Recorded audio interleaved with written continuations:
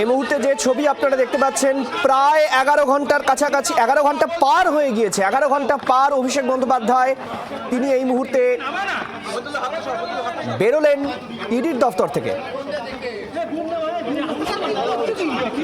কি বলছেন অভিষেক বন্দ্যোপাধ্যায় আমাদের শোনার চেষ্টা করি।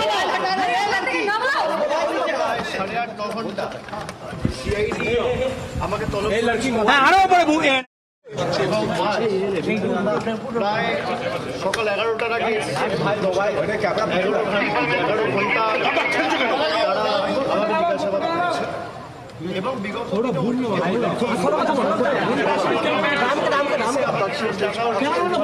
সালে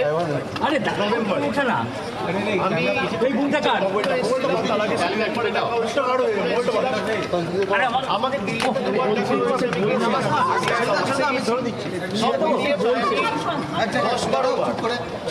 কেন্দ্রীয় তদন্তকারী সংস্থাদের সামনে উপস্থিত হয়েছে।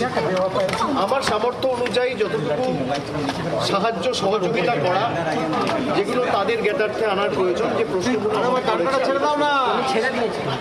এবং তারা তাদের কাজ করছে। রাজনৈতিক প্রেশার আছে না আছে আমি সেটা যাব না, তার কারণ বিজেপি নিয়ে যত মত বলা যায় তত ভালো। একদিকে দল ভাঙানির খেলা, আর একদিকে বিরোধী শক্তি যারা লড়াই করছে মাথা নত না করে তাদেরকে কি করে দমানো যায়, তাদের ধমকানো যায়, চমকানো যায়, তাদের ভেঙে ঘুরিয়ে দেওয়া যায়, আর যত বিরোধী শূন্য করে দেওয়া যায় পশ্চিমবঙ্গ, সেই চেষ্টাই গত 1 মাস ধরে করা হয়েছে। প্রথম দিকে এসআইআর এর নাম করে উপযুক্ত ভোটারদের ভোটার তালিকা থেকে নাম বাদ দেওয়া, পরবর্তীকালে জোর জবরদস্তি কাউন্টিং ভেন্যু থেকে বল প্রয়োগ করে অন্যান্য দলের রাজনৈতিক কাউন্টিং এজেন্টদের বাদ করে দেওয়া, তারপরে পোস্টপোল ভায়োলেন্সের নামে কি তাণ্ডব লীলা চলেছে আমরা সব জায়গায় দেখেছি। বিরোধীরা যাতে বিরোধী দলনেতার স্বীকৃতি না পায় সেই নিয়ে ষড়যন্ত্র, কনস্পিরেসি, দল ভাঙানো, এমপি ভাঙানো, এমএলএ ভাঙানো, এইসব করে কোনো লাভ নেই। তারা ভেবেছিল যারা এজেন্সির ভয়ে এদিক ওদিক চলে যাচ্ছে মমতা বন্দ্যোপাধ্যায়ের সাথে বা মানুষের স্বার্থকে সামনে রেখে যারা লড়াই করছে আমরা হয়তো চলে যাব, দমে যাব, মাথা নত করব, আত্মসমর্পণ করব, বিকিয়ে যাব। আমাদের গলা কেটে দিলেও আমরা আত্মসমর্পণ করার লোক না, আমরা লড়াই করার লোক। আমাকে যতবার ডেকেছে আমি বিগত দিনেও এসেছি, আমি আগামী দিনেও আসব। যে কেস নিয়ে আমাকে ডাকা হয়েছে, এই যে মামলা কেস 4 বছর আগে এসিআইআর রেজিস্টার হয়েছে, সিবিআই এনকোয়ারি শুরু করেছে জুন মাসে 2022 সালে।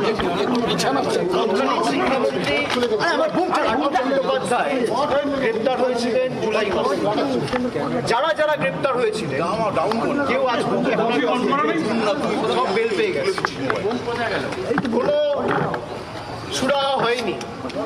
যাদের চাকরি পাওয়ার কথা ছিল আমরা সকলে চেয়েছিলাম প্রক্রিয়া যত তাড়াতাড়ি সম্ভব হয়ে উপযুক্ত ব্যবস্থা নিয়ে মেধাযুক্তদের তালিকায় কোনোভাবে নাম তুলে যথাযোগ্যভাবে চাকরি একদম ট্রান্সপারেন্ট ভাবে করা হোক। আমি আমার চেষ্টা করেছি, যখন যেখানে আমাকে যা প্রশ্ন করেছে আমি তার উত্তর দিয়েছি, এবং আগামী দিনেও তারা যদি আমাকে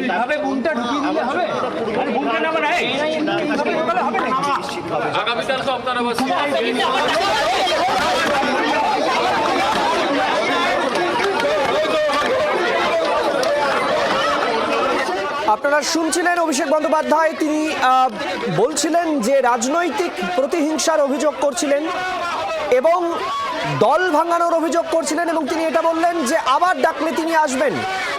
যে মামলায় তাকে ডাকা হয়েছে এর আগেও তিনি এসেছিলেন, আবার আসবেন। কিন্তু অভিষেক বন্দ্যোপাধ্যায়ের গলায় যে ধরনের সুর এর আগে তৃণমূল থাকাকালীন ইডি একেবারে জেরার পর তার গলায় শোনা যেত, যে প্রতিহিংসার অভিযোগ যতটা উচ্চ সুরে তিনি বলতেন, আজ অভিষেক বন্দ্যোপাধ্যায়ের গলায় তেমনটা জোর নেই অনেকে দাবি করছেন।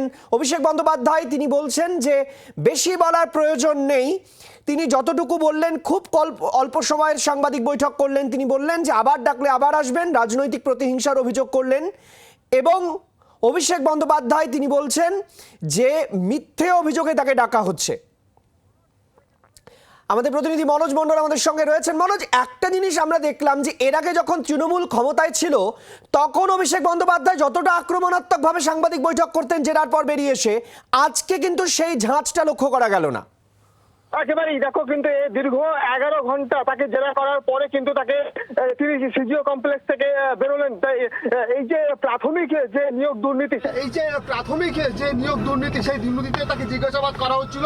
টানা 11 ঘন্টা তাকে জিজ্ঞাসাবাদ করা হয়েছে বলে জানা গেছে। তবে তিনি এই মাত্র বেরিয়েছেন এবং বেরিয়ে ইতিমধ্যে তিনি কালীঘাটের দিকে রওনা হয়েছেন। তবে তার যে বক্তব্য, সেই বক্তব্য হচ্ছে যে তাকে যে ইডিতে যে তাকে জিজ্ঞাসাবাদ করা হচ্ছে, অর্থাৎ তদন্তকারী তাকে যে জিজ্ঞাসাবাদ করেছে তাতে তিনি সহযোগিতা করেছেন। তবে তিনি কিন্তু বেশ ক্ষোভও উগড়ে দিয়েছেন। অর্থাৎ তিনি এটা বলেছেন যে ইতিমধ্যে তাকে রাজনৈতিক চক্রান্তের শিকার হতে হয়েছে। তার কারণ হচ্ছে তাকে যে এই যে দেখে জিজ্ঞাসাবাদ করা হচ্ছে বিভিন্ন দুর্নীতির জন্য।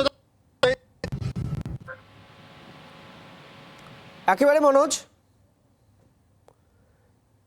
না, আমাদের সঙ্গে যোগাযোগ বিচ্ছিন্ন। আমরা মনোজের সঙ্গে কথা বলার চেষ্টা করছি এবং আপনারা শুনলেন যে অভিষেক বন্দ্যোপাধ্যায় কি বললেন। তিনি পরিষ্কারভাবে 2-3টি কথাই বলার চেষ্টা করলেন যে এটি রাজনৈতিক প্রতিহিংসা, দল ভাঙানোর খেলা চলছে। এই অভিযোগগুলোই মূলত অভিষেক বন্দ্যোপাধ্যায়, নতুন কোনো কথা অভিষেক বন্দ্যোপাধ্যায় কিন্তু বললেন না। এবং এটাও একটা খুব গুরুত্বপূর্ণ পয়েন্ট যে অভিষেক বন্দ্যোপাধ্যায়কে এর আগে 10 ঘন্টা, 12 ঘন্টা, 13 ঘন্টা জিজ্ঞাসাবাদের পর যে ঝাঁজে অভিষেক বন্দ্যোপাধ্যায়কে দেখা যেত, সেই ঝাঁজ কিন্তু এখন অভিষেক বন্দ্যোপাধ্যায়ের মধ্যে নেই। ফলে স্বাভাবিকভাবে অনেকে বলছেন যে তাহলে কি চাপে রয়েছেন ভাইপো? এই প্রশ্ন কিন্তু অনেকেই তুলছেন।